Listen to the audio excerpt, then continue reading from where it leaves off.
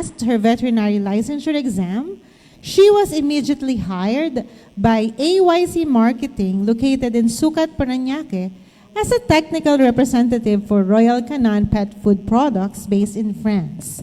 Inspired by many veterinarians she met inside and outside the country, she established her own practice in 2000. She went to Yokohama, Japan in 2008 for hospital apprenticeship under the supervision of Dr. Katsuyoshi Nagaoka and attended many conferences hosted by the World Small Animal Veterinary Association, WASAVA, and Federation of Asian Small Animal Veterinary Associations, FASAVA. Furthermore, with the aid of her mentors, Dr. Efren de la Cruz, Dr. Elizabeth Chua Reyes, and the late PAHA President, Dr. Joseph Angeles, she developed her passion for soft tissue surgery, emergency critical care, and dermatology. In 2002, she met Dr. Carlo Gicana and Dr. Paul Cardenio, both cardiologists in veterinary medicine, who inspired her to pursue her passion in the field of cardiology and internal medicine. Recently, she attended cardiology training for Philippine veterinarians in Chulalongkorn University, Bangkok, Thailand in December 2024. She is a proud member of Philippine Veterinary Medical Association, Philippine Veterinary Practitioners Association of the Philippines, Philippine Animal Hospital Association, and Philippine Society for the Prevention of Cruelty to Animals, and she has several pets, most of them rescued, including a bull mastiff, Belgian Malinois, 4 native dogs, 3 cats, and 1 cute redneck slider turtle. Moreover, she has an innate nature of helping other people, especially the elderly. She is a loving mother, partner, and a humble entrepreneur. She will give us a study about the rare congenital cardiac anomaly and conduction disorder in a dog with glaucoma undergoing inoculation. Importance of cardiac assessment pre and post surgery. Without further ado, let us give it a round of applause for Dr. Olivia F. Inocencio.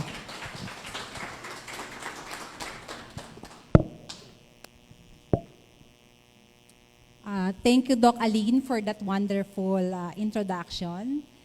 And today, I would like to discuss to you my case report about incidental findings of rare congenital cardiac anomaly and conduction disorder in a dog with glaucoma undergoing enucleation, and how important the assessment of pre- and post-surgical. I would like to know, sino na po ang may 2D echo dito sa atin? Nagto-2D echo. Doc Rans, sorry to ask. When you perform surgery, do you put an eye lubricant in your patient during operation? What about after surgery? Do you prescribe eye lubricant as well? The reason why I ask this because most patients that are had their operation or surgery cannot blink properly, no? So tendency nagkakaroon pa rin sila ng dry eye. So it is related to the importance of pre and post assessment after surgical procedure. Now, my case report is about the eye, but fortunately, marami pa pala siyang sakit, no? I was about to operate on this dog, and then prior to that surgery, I asked the client to have a clearance first. Now, the introduction about the heart. The heart has 3 important functions, namely electrophysiological function, and that includes the nodal cells and that of the contractile cells. When I say nodal cells, that includes the sinoatrial nodes, the AV nodes, the atrial nodes, the bundle of his left and right branches, and lastly, the Purkinje fibers. So, contractile cells, on the other hand, are the actinomyosin, the myosin, the troponins. No, I think you're familiar with it, and then that of the sarcoplasmic reticulum. So, next is mechanical function. We all know that the heart has 4 chambers and valves that are responsible for pumping and ejecting this blood in and out of the body. And lastly, the function of the heart is hemodynamics. The heart, the blood flows in the arteries and the vein through streamlined manner, and sometimes if there's a disturbance in the flow or turbulent flow, especially in the lower chamber or the ventricles, so nagkakaroon ng problem, no, sa hemodynamics. No, maybe this is due to cardiac output or stroke volume or heart rate. So congenital cardiac anomalies are present at birth. No, there are several factors that were mentioned, external or internal factors. So sa external factor, it can be due to the environment of the mom, or internal factor, maybe the mom was exposed to certain toxins, or the mom was exposed to infections, or mainly due to poor nutrition. And out of 100% of these cardiac diseases, no, 95% of these diseases are acquired. I think you are all familiar with MMVDs, which is a valvular disease, and that of the cardiomyopathies such as DCM and HCM in cats. DCM which is very common in large dog rather, and then the HCM in cats, which is a disease of the myocardium. But we're not going to talk about this, but instead, the remaining 5% of this population that are affected with these congenital diseases. There are no specific breed or gender predilection, but they are commonly seen in male dogs compared to the female ones. And they are often seen in small breeds, no? Especially those brachycephalic ones, Pomeranians, no? And pugs, German Shepherd, Boxers, and Cavalier King Spaniels. And detections of defects are sometimes incidental findings. Example of this, example of which is my case. No, he was about to undergo enucleation, but prior to that, I sent him to a referral clinic, no, for an X-ray and an echo. But we found out that there's something sinister going on in his heart. And asymptomatic cases are very high, especially in dogs that reaches breeding age. No? So the population of these dogs that are asymptomatic reaches yung mga adult stages na, yung mga pwede nang mag-breed and everything. So asymptomatic sila. So as I've said, nagiging incidental findings kasi there were not in the clinic, not due to heart condition, but something else, no? Just like in my case, in a glaucoma case. Some of these congenital anomalies occur concurrently with abnormal electrical conduction, and this causes morphological and functional abnormalities of the heart or the great vessels, which in turn causes volume or pressure overload.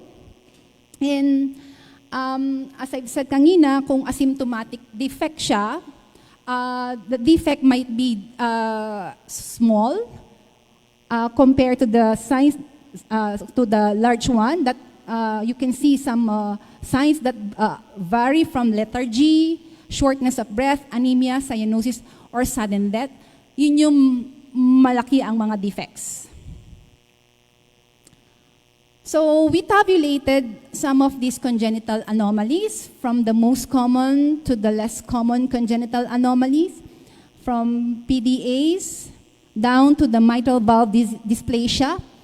And two of these less common congenital anomaly are present in this patient, namely atrial septal defects and persistent left cranial vena cava. Allow me to define you what is that.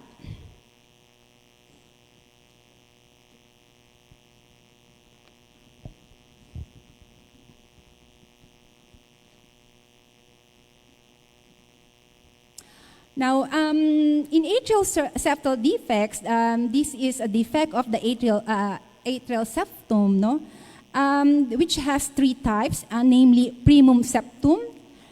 This is located below and anterior to the fossa ovalis. And secundum septum, which occur due to failure of the primum septum formation, which is located at the center of the atrial septum. And lastly, the sinus venosus, which is posterior or superior to the fossa ovalis. Next is the persistent left cranial vena cava. This is a remnant vessel, So in dog's life, they have a bilateral symmetrical cranial cardinal vein, anterior and that of the posterior part. And this part has two left and right branches, the left anterior and then the right anterior part, and then that of the posterior left and right as well. So, as fetus develop, dapat mag-atrophy na yung left cranial branch, while the right cranial branch fused and transformed into the right cranial vena cava. So, the left caudal vein develops into the coronary sinus. In persistent left cranial vena cava, abnormal development of the sinus venosus happen, and the left cranial cardinal veins failed to atrophy and remain the left common cardinal vein at the coronary sinus.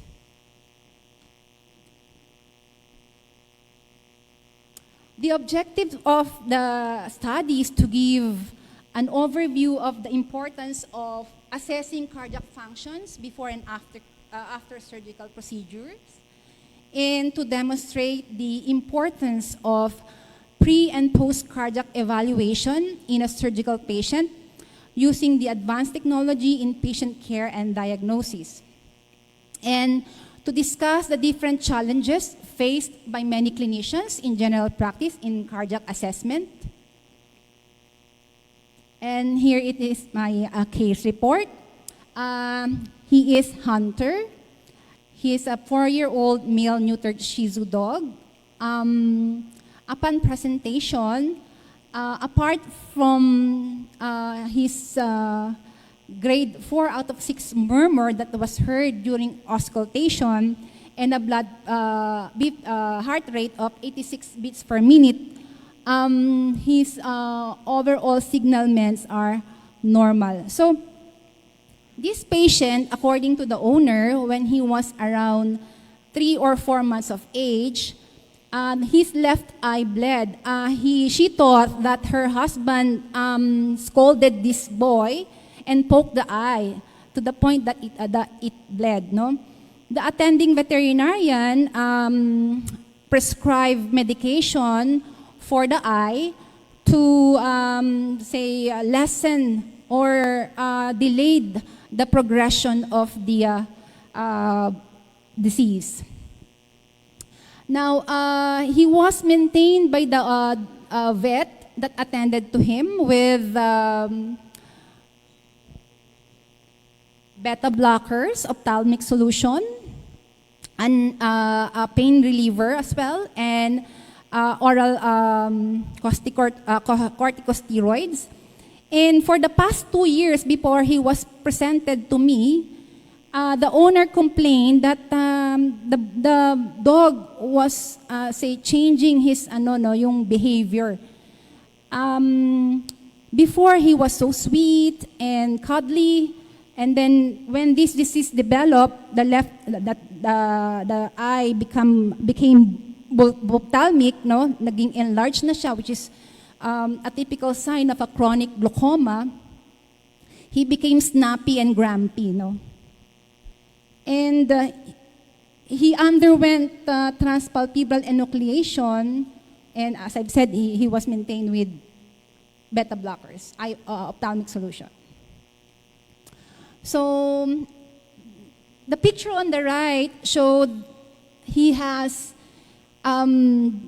diffuse corneal edema, and if you look closely, he has already a lens luxation, so sobrang sakit na nito, no? Now, we were able to check his eye using our rebound tonometer, and his left eye was about 40 millimeters of mercury, whereas the other eye is normal, around 18 millimeters of mercury. We also perform Schirmer tear test. Wala na siyang tear production at all on the left, no? And his right eye, on the other hand, was around 15. No, it was tested for the Schirmer tear test. And then before the surgery, we sent him to a referral clinic for an X-ray, and a left lateral and dorsoventral view was taken, and an echo was also performed. Meanwhile, the blood test was performed in-house, such as the complete blood count, which is all normal. I'm sorry, I wasn't able to include that here.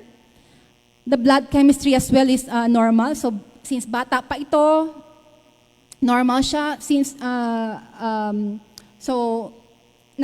canine distempered test din kami, because we want to make sure that we are dealing with cases that are not infectious. And 4-way test as well. All came negative. The last time that I presented this image here, I stumbled. I am really freaking out. That's the term that I will use, because I saw the name of all of my mentors, my favorite mentors, when I presented this the second time. Now, Hunter was sent to a referral clinic because I want to make sure that there's no space-occupying lesion. Might be a tumor, no? O kaya yung mga eye-related diseases that causes the ophthalmos. But since he has none, we're thankful about that. And on the right of the screen, you can tell without seeing the sign on the left that it says left lateral view, that it is indeed in the left lateral view, because the crura of the diaphragm stop at a Y shape, and the heart is somewhat rounder and bigger in this position. This image here was read by my friend radiologist, and his comment was the ventrodorsal view was not properly, the patient was not properly positioned.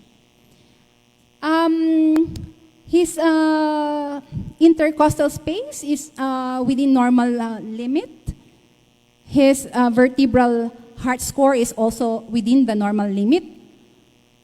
However, his vertebral left atrial size is slightly increased, no? So meron siyang mild left atrial enlargement based on this X-ray reading.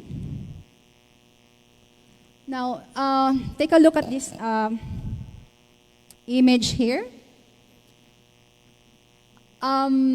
His 2D echo says that he has an interventricular septum wall thickness within the normal range during systole and diastole. Systole means contraction, diastole means relaxation stage. And then left ventricular chamber internal diameter is decreased in size during diastole, but size is normal during systole stage. And his left ventricular wall thickness are both normal during systole and diastole stage. However, his fractional shortening says it has a value of 23% in result. The reference value is between 28 and 45%. And when I saw this left atrium aortal ratio, no, it has a 0.94%, which is within normal range. The reference value is less than 1.6 to 1.7. So, contradicting to the first X-ray result, the atrium is normal, ano? And then, the color Doppler showed severe intermixing of blood at the level of the bulbs. So, I was wondering how many % of the regurgitant fraction was present. Was it mild? Or was it moderate? Or was it severe? Because hindi nakita dito. And then, wala naman daw nakitang pericardial effusion. So the impression of the sonographer was that he has a severe myocardial systolic failure due to fractional shortening of 23% in an MMBD. And regardless of this result that I saw, we proceeded still with the enucleation of the left eye because we wanted to save the good remaining eye. So, several months later, we procure our own in-house 2D echo. And these are the plane of ultrasound axis that we observe. And we wanted to follow up the patient because of the first assessment. So, this is my first attempt. Actually, I'm still in the infancy of doing this procedure because it will take many, many years for you to have an expertise, no, with regard to cardiology or echocardiology. So to obtain that image on the right, the probe this is the probe, and this is the chest of the patient. So the marker should be pointing at the scapula of the patient. And the marker here is malapit sa, nakapoint din siya dun sa elbow ng patient. No? So nakaganyan siya. This is the scapula here. This is the vertebrae here.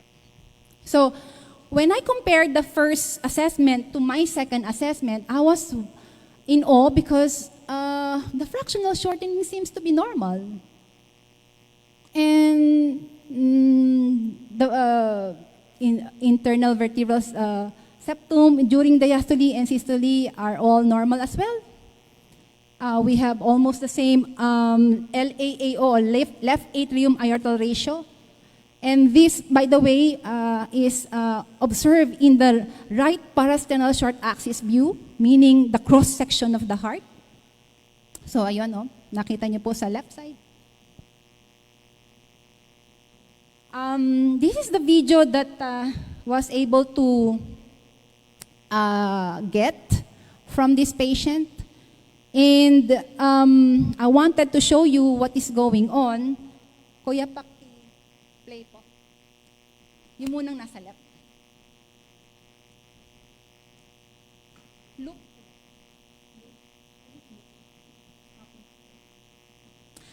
So we are at the level of the aorta, no? As well as the, you can see that there is this band of tissue, no? That is in the atrium.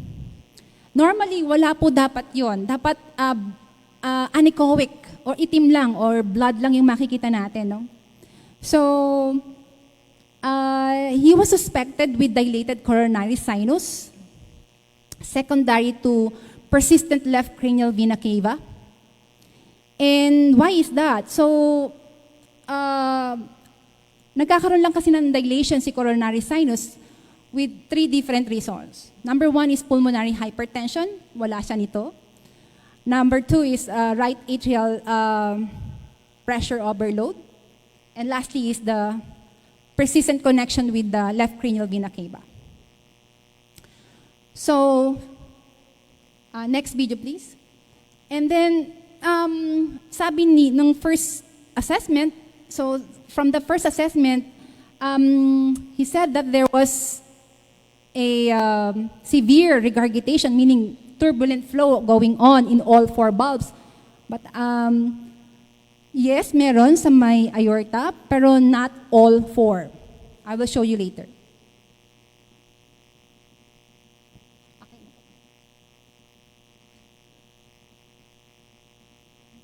Stop na po. Okay. Now, we are in a different angle. Still, we are on the right. Parasternal long, nasa right side pa rin tayo ng patient, no? Na, the patient, by the way, was in a right lateral recumbency, and he was being examined in a cut-out table. And the probe is pointing at the vertebrae of the patient. Pwede mo makuha itong dalawan to in 12 or 11 o'clock. Kuya? Thank you. Now, normally, kapag nag-echo, you cannot just observe this pouch of tissue there. That's the coronary sinus. And as I've said, the 3 reasons kung bakit siya nagpapakita, no? The 3 reasons a while ago. And we put a color Doppler on the,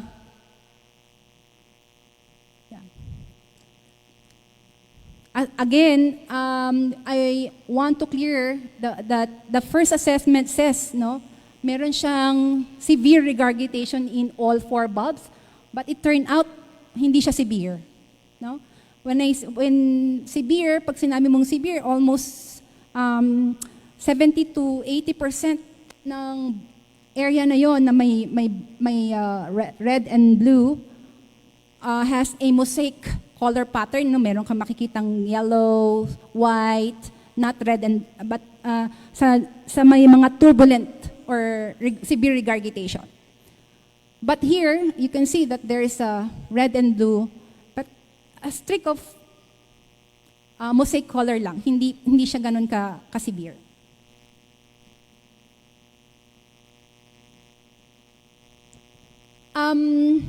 In this video, I would like to show you, there's a funny story behind this actually, since this was last December lang kasi, and then January ko siya pinerform. I asked my mentor, Doc, what happened to the heart of my patient? His heart is like in a slow motion. So he told me, oh, you have to put the built-in ECG in your machine. So off I go, I did. And then he saw this ECG waveform. you put the electrodes wrongly. That's what his comment. And then, Doc, I think I am correct because I showed him the manual that I copied the how to put the electrode properly. Well, and then again, this first video on the left, no? Kuya, okay, sorry.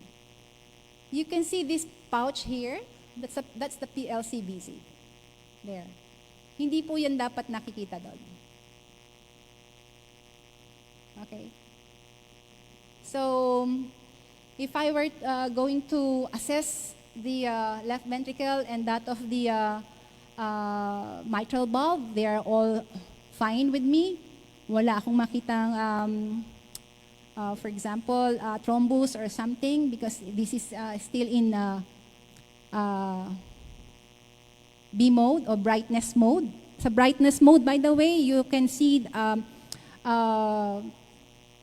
shades of black, white, and gray. Black pertains to the fluid or the blood. And the white part is the connective tissue, and the gray part is the myocardial or myocardium, mga muscles. No? Second, please. So, again, I would like to emphasize na there's nothing going severe, no, dun sa mitral valve and other valves, no? That's a first assessment. I want to satisfy my curiosity. That's why I put every color Doppler in each valve. So, this was taken at the left. So, in short, kanina, naka-right right lateral recumbency patient. We flip the patient on his left side. So, nakuha na ito. So, to get here, you have to measure or interrogate the heart at the level of the third and that of the eighth intercostal spaces near the costochondral junction or the sternum. So, meron naman pala siyang normal blood flow at the mitral valve. Ano kaya yung meron? So, when I tried checking the aorta, no? Far right. You see that? Meron po kayong nakitang turbulent flow. So, what's going on with this patient? Since the ECG says there's something, there's some arrhythmia going on, no? In fact, he has a suspected right bundle branch block because the S wave is like wider and as if meron kayong nakikitang bunny ear appearance, no? So, tentative diagnosis of this patient was that he has an aortic insufficiency. Kasi nakikita natin yung aorta niya, meron na rin siyang regurgitation, but it's still very, very mild. When I say aortic insufficiency, the valve is not closing properly well. And the first defect that we saw was the suspected dilated coronary sinus, secondary to the persistence of left cranial vena cava and RBBB or right bundle branch block.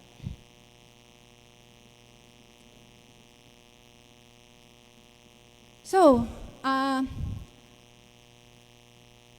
because of those assessments, no, for the third time, we assess this patient post-operatively. So in short, after first assessment, inoperahan siya, pinabalik si client, inassess siya. Third assessment, kinumpleto halos. Why is it so? So we perform phonocardiograph. We also perform cardiobiomarkers, radiograph, ECG, as well as 2D echo in this patient. Kasi this is a very, very interesting case. So, disclaimer, wala po ako lahat ng ano, isa lang po diyan, ha? Because this case is very very interesting to do. So, we perform phonocardiography in this patient.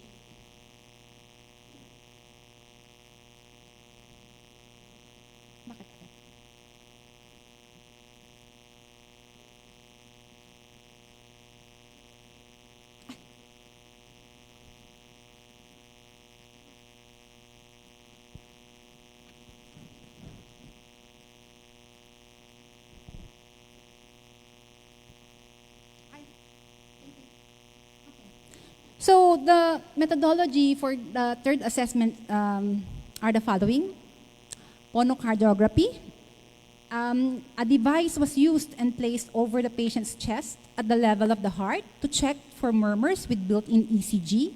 Actually, it has also a microphone in it and a stethoscope in one. And the sound was recorded in an app and then interpreted. What is a phonocardiograph? It is a graphic presentation of heart sounds and murmurs, and it is a device, as I've said a while ago, with microphone, ECG, and a stethoscope. And it also helps in detecting and analyzing cardiac abnormalities, such as valve problems or murmur. It can also reveal information regarding the timing, intensity of, and duration of heart sounds. Sa cardiac biomarkers naman, we test this patient to check if there's a muscle injury or a volume overload originating from the heart or from the respiratory that is happening. And the machine, we put the sample in the machine and then analyze after. Now, in the X-ray or radiograph, kanina, the patient was in a left lateral recumbency and ventrodorsal recumbency. So we did the X-ray on the other position.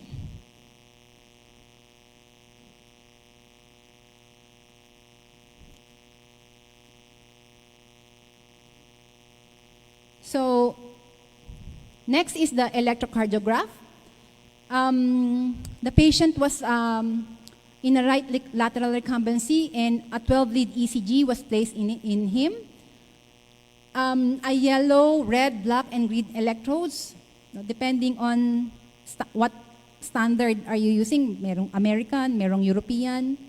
So, ang pinagkaiba lang nila sa dalawa is white yung isa instead na may black. And then was attached to the left and right forelimbs, right and left hind limbs respectively. And a V1 or voltage electrode was placed at first right or fifth right, depending din sa reference ninyo is if it's cross or Santilli. And the voltage 2 to voltage 6 electrode was placed at the 6th left intercostal spaces. And then sa echocardiograph, inulit din namin, but this time may mga nadagdag. Okay. This is his left side phonocardiogram. Now, this is an awesome device actually. This is a stethoscope. This is the phonocardiograph here, and you can download the app to assess the heart sound. Meron po kayong natandaan dito? Have you noticed this ECG waveform? Saan nyo nakita to kanina? I want to know, people. So this was seen in the second assessment. When I put the built-in ECG, and my friend thought that I put it wrongly, pero nakita natin, no, meron pa rin siya dito. No? So, a murmur was heard on the left side. Play nyo nga po yung sound.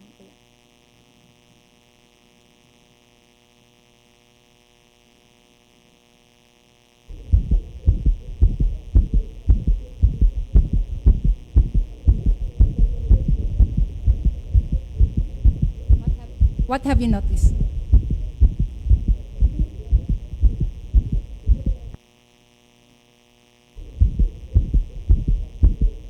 You can hear a third sound from the first and second sound.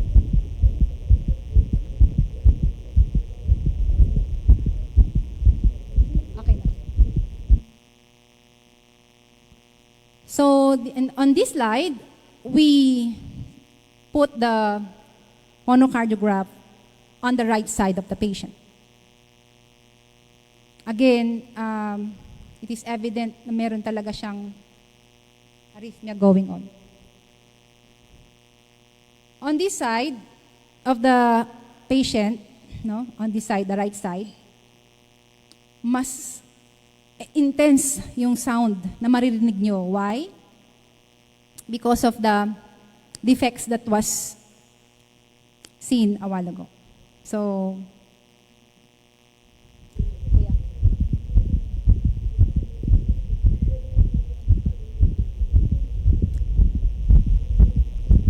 So this sound or murmur was graded as grade 4 out of 6, meaning it can be heard both sa left or sa right. Both left and right merong sound or may murmur siya. And the intensity is, sorry, balik mo kuya. The intensity is crescendo, decrescendo, meaning ang kanyang sound is louder at the beginning, but once it reaches its peak, it will become softer. Oh, sorry. So, in his cardiac biomarkers that we perform, wala po tayong nakitang myocardial injury, nor dun sa kanyang NT-proBNP. All normal. So, thankful ako.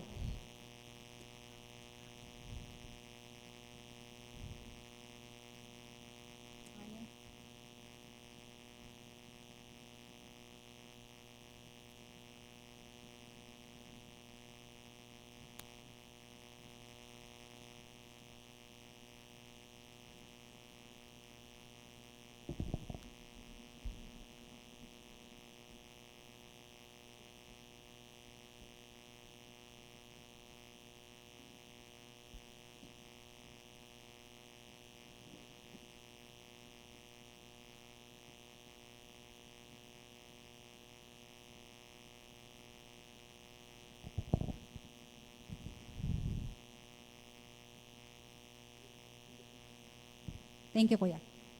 Okay. Again, we repeated the X-ray, and this time we placed the patient on his right side. The difference between the left and that of the right side, you can see that the diaphragm and that of the lungs are parallel to each other. So kahit na wala siyang, hindi ko talaga, I intentionally remove the marker or the label. And the heart is somehow in egg shape or oval shape in appearance, unlike kanina, rounder and bigger. This is the, I've attended one of the convention that discusses this matter. And lo and behold, he doesn't have a left atrial enlargement based on the parameters or values that was measured. This was the precordial leads, no, that was attached to the patient. And as you can see, it was attached, yung mga voltage 2 to 6 rather, are attached dun sa left 6 intercostal spaces. So, what happened dun sa ECG niya, no? So it says that on this first tracing, meron siyang right bundle branch block on leads 1 to ABL V2 to V6. And lahat ng leads, meron siyang BPCs or ventricular premature complexes.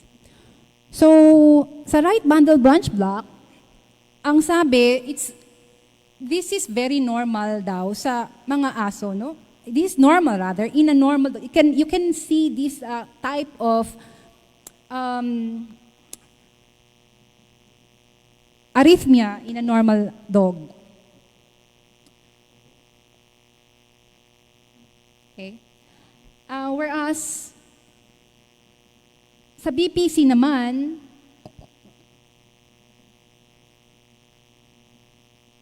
meron kang makikitang extra beat na originating from the ventricle. And there's no preceding P wave.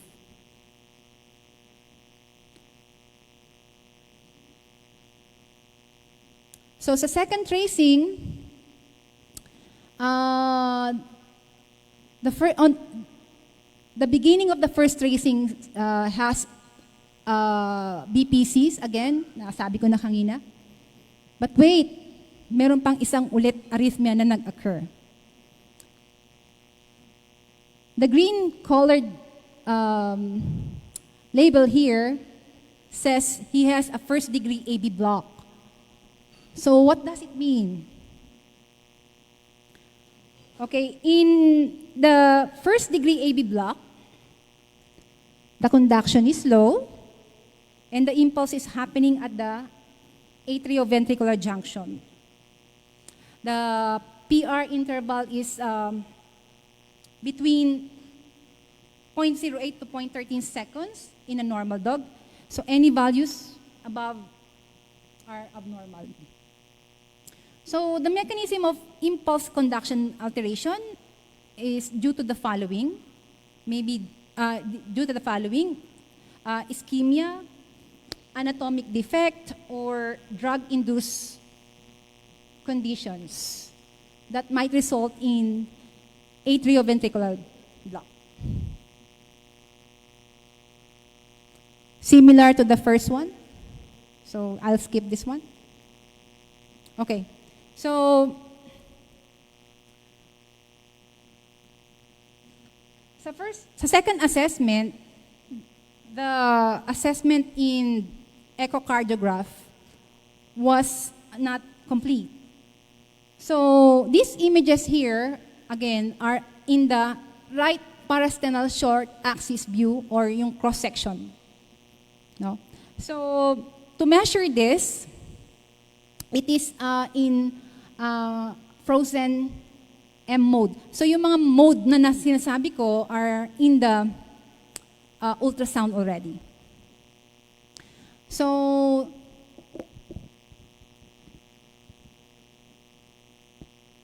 you can see on this image here that the left ventricle is somewhat mushroom in appearance. And the chamber should be circular, and the septum is not flattened. Andito po yung right ventricle, left ventricle, this is the papillary muscle, ito yung septum. So kung flatten yan, that causes pulmonary hypertension. So the right ventricle, pag nag-interrogate tayo, should be smaller than the left ventricle.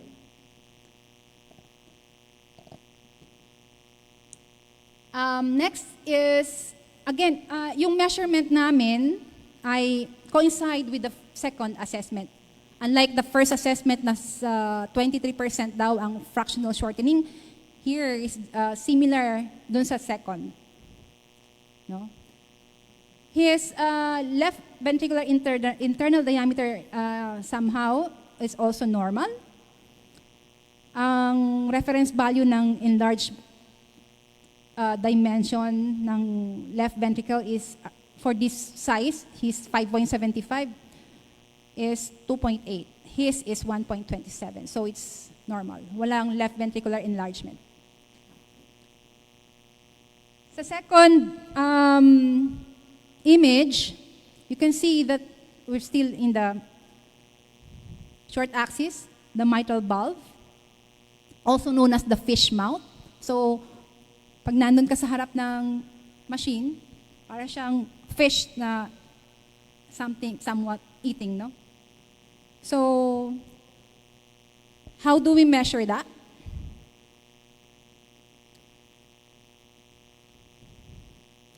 Okay.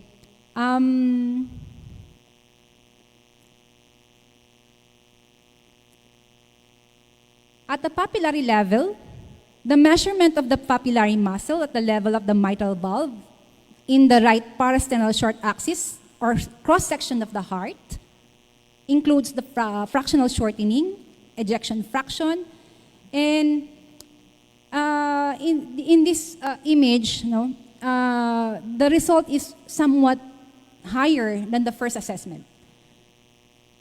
Normal values between 32 to 45% might be an indication of an increase in systolic function. And kung magkakaroon ng forceful pumping of the blood, no, this might cause an increase in the demand of oxygen. So, sa mitral valve E point of septal separation naman, any value above 0.7, magkakaroon na tayo ng systolic dysfunction. But in this patient, normal. We repeated the left atrium aortal ratio. The values obtained was 1.20. The reference again is 1.6, no, which is normal again. On your right image, on the right image now of the screen, is the heart base level. So, by the way, to get this ratio, dapat naka-close yung valve when you measure this one. To measure naman the atrium, you have to get the largest dimension, no, of the atrium. So this patient on the right image here doesn't have pulmonary hypertension based on the given value. His pulmonary valve velocity, maximum velocity is 103.12 centimeter per second. Kapag kinonvert natin yan sa meter per second, that's 1.03 lang. Reference value is less than 2.5. Kuya, paki. So, we were able to map using a color Doppler, no, on this patient about the shunt that is happening at the right parasternal long axis view. So, in short, meron talaga siya.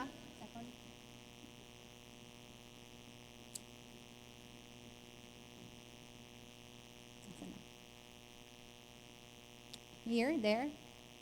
Ayun. So, the shunt was measured using a continuous wave Doppler. Dahil sa sobrang bilis na ng blood velocity, hindi na kaya ng pulse wave ito.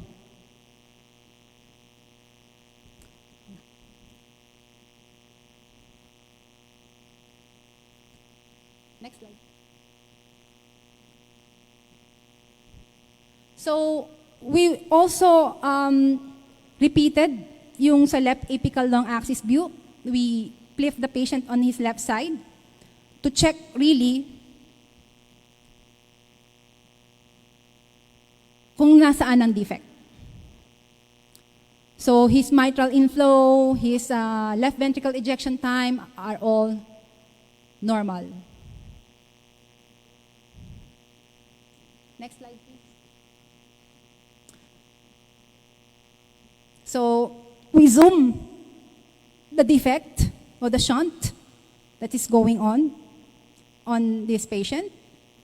Similarly, kung ano nakuha nating velocity using continuous wave Doppler on the right long axis view, nakita rin natin sa left parasternal long axis view.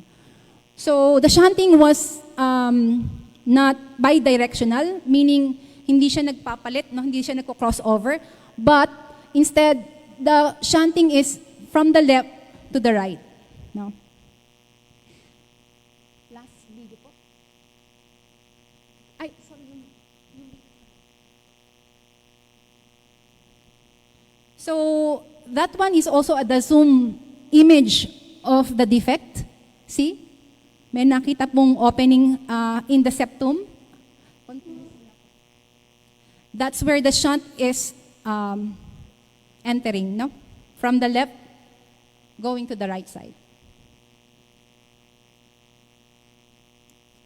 So this is the most advanced imaging, the tissue Doppler imaging for this patient. Now, what is this tissue Doppler imaging? It is, wait, sorry po, merong memory gap. Okay. Tissue Doppler imaging aims to evaluate the myocardial motion, and some of the machines that you can buy has this function, and it is powered by AI. Actually, parang nakakakita ka ng infrared, no, sa loob ng puso, and it enables the visual estimation of the wall motion, providing complete analysis during systole and diastole. No, ayun po. And it is used to assess, no, the left ventricular diastolic dysfunction and left atrial pressure. Next slide, please. Normal po itong patient, no? So we summarize the preoperative with that of the second assessment and that of the third assessment after surgery. So except for the preoperative assessment, na kulang din, mababa po talaga yung fractional shortening na nakuha before, hindi po namin alam. Kanina nasabi ko na normal po ang kanyang mitral valve E point of septal separation. Okay, sa mitral valve E/A ratio, 1.36 siya, no? So, anything below 1, meron siyang impaired relaxation ng ventricle. Any value, sorry. Ayaw na. Ayaw. Any value above 2, no, meron na siyang restrictive feeling sa ventricle. Dito naman sa left ventricle tie index, 0.39, normal din siya, no?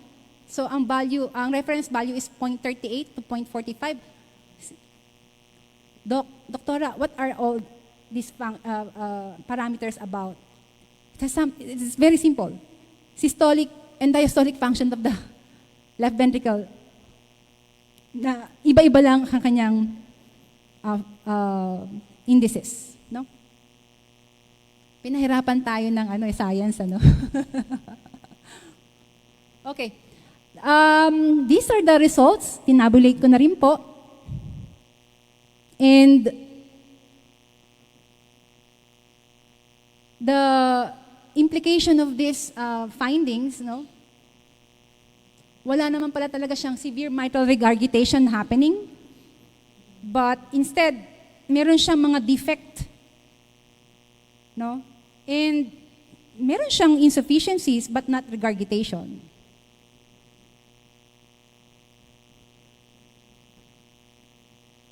So, the differential diagnosis of this patient, cor triatum sinister,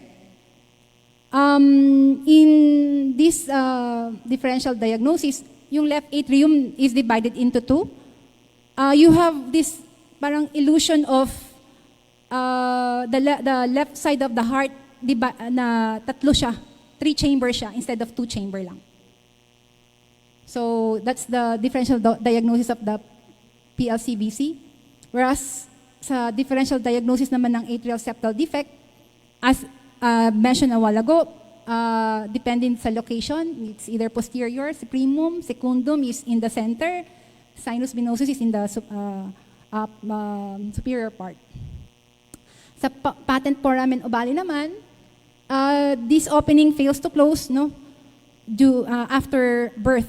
Kasi nag-persist yung pagtaas ng right atrial pressure instead na bumaba. So, in atrioventricular septal defect naman, there's a deficiency that creates connection in 4 chambers. And lastly is BSD or ventricular septal defect. There's a hole between the left and the right ventricles. So, treatment. Because of the arrhythmia, Hunter, we replaced the ophthalmic solution, no, from beta blockers and then was replaced with carbonic anhydrase inhibitor. Bakit? Kasi nakita natin siya ng ng arrhythmia. So it might aggravate the condition because beta blockers can cause sinus bradycardia. Positive inotropes, we use this incidentally kasi the first assessment says it's severe. So as a vet, what should we do? And it says MMBD. And it says the fractional shorting.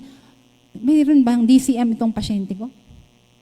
But, upon second assessment and third assessment, we decided to taper this down and by the end of the month, stop na namin. Kasi pwedeng magkaroon siya ng mga side effect because this is an extra label use for this kind of case. We also provided some food supplement for the heart, such as Hawthorne and ginkgo biloba. Meron ding Torinto, and then omega fatty acid, B-complex with iron, and naka-cardiac diet din to. So the discussion here is about the incidental findings such as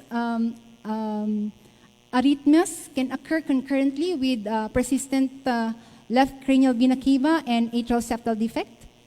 And the treatment should be warranted if the defects are concerning. Kung malaki siya, pwedeng baka may gumawa in the future ng open heart surgery.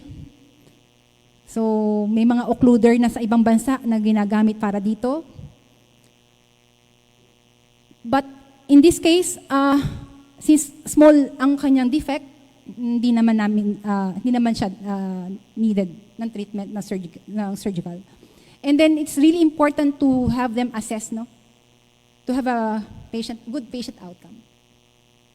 So a limitation of study, we're supposed to continue this because we weren't able to identify what type of PLCVC it is and that of the atrial septal defect. Using more advanced technology, which is the CT scan with angiography. And knowledge and expertise in some advanced techniques are restricted in some areas. Hindi naman natin lahat kayang ma-avail ang mga machine na ito. No? Some of them, tama nga po si Dr. Cardenio, si Doc Reyna, na there's no harm in referring. The availability of the machine and the client compliance are factors to consider. So, kung wala kang machine, refer mo. Kung hindi mag-comply si client, yun ang problema. Kasi maybe they have, alam niyo na yun, financial constraint.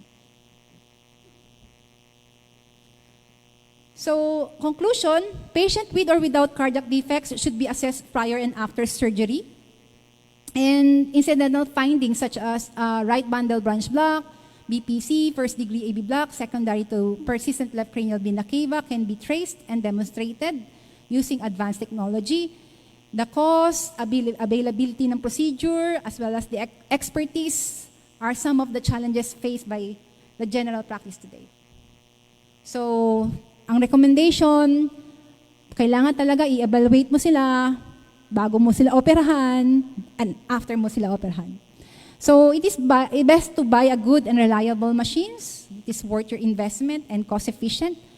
In a referral to a expert cardiologist, no, one must consider in complicated cases. Thank you for listening. Palma non sine pulvere. It's a Latin phrase that means there is no reward without effort. Thank you for listening again.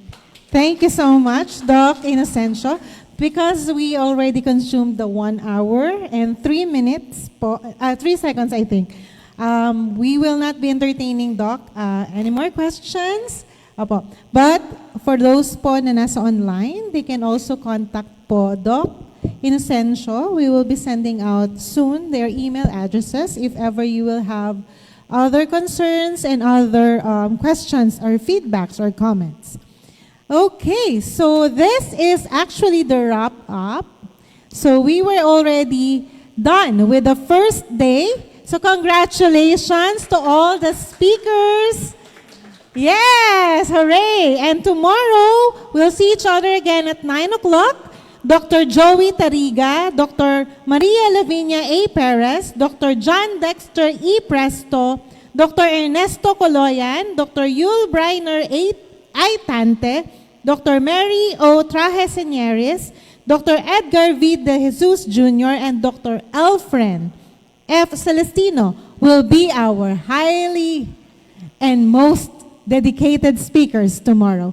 So I am Doc Aline, your host for today, and see you all tomorrow. Thank you so much.